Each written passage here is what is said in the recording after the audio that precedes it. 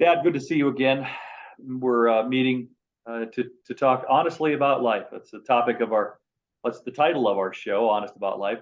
So, always looking forward to these conversations we have. This first topic for today, growing up with a younger brother who had a disability. What was that like?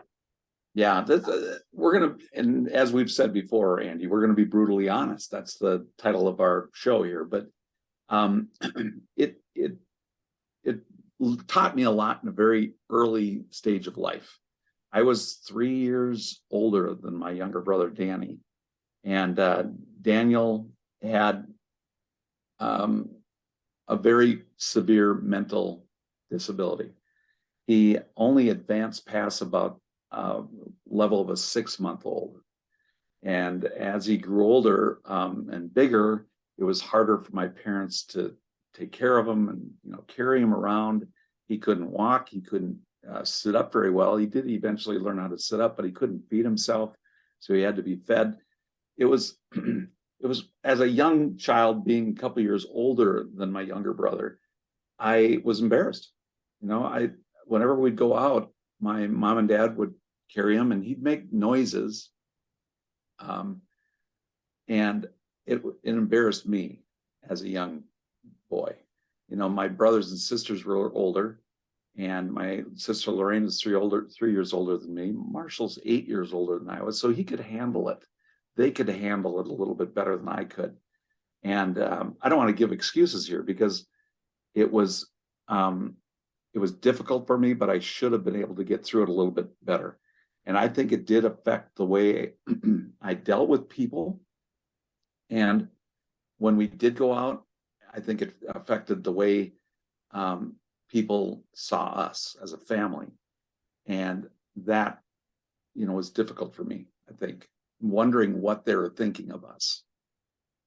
When did you? And I'm sure, Dad, it was hard. And I know that you were proud and became proud, I'm sure, as time went on, of your parents and their dedication to supporting him at a level that was truly remarkable that I saw, even where I think you had said the doctors didn't expect him to live much past, like you said, 6 months. He lived to be 33. Right. And 30, that 35, I believe. 35. 35, in large part because of the love and the care, the daily feedings, the diaper changes, carrying Danny to the car, back to the house, from his bedroom to his chair. That obviously played a huge role in him living 35 years. I mean, when did you realize that was a part of that mattered, that kind of care and love and dedication? Yeah. We started to realize that. I realized that at a fairly young age. But the thing that was difficult for me was that he got so much attention that I used to get all the attention. And then when Danny came along, he got all the attention, and he had to. I mean, the loving care, as you said, mom and dad, your grandma and grandpa gave Danny was amazing. And it affected me. And I think I told you the story that when he was probably 2 and in his crib, and I was then about 5 years old, and I tied his hands to the crib. I used a rope that I found, because I wanted him to go away, and there were things that I did that I really regret, but I learned a lot as a young kid.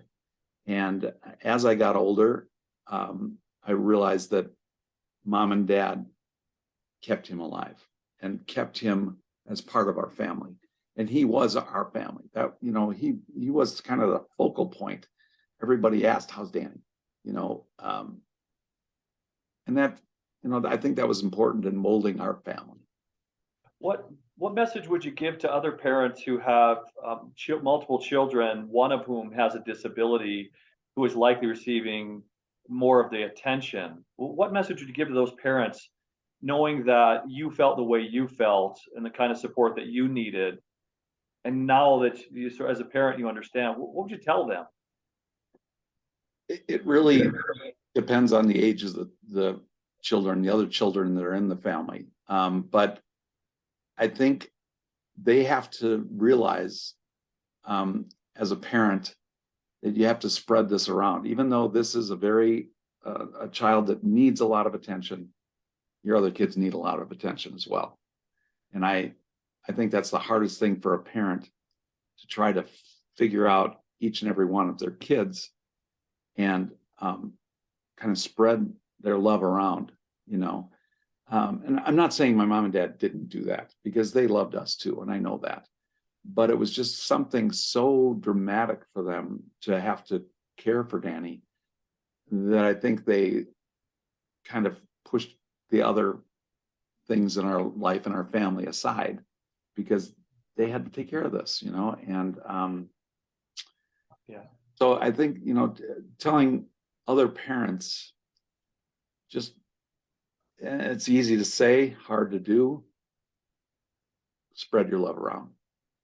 You know, make sure that your other kids know that you love them as much as you love the child that has needs, other needs. Good message, Dad. Appreciate that. Okay, so that'll do it for today's topic. And I'll tee up next week's topic will be how to identify early in your life what you want to be, what you want to do. So thank you, Dad. Very good. Thanks, buddy. See you next week. Talk to you again.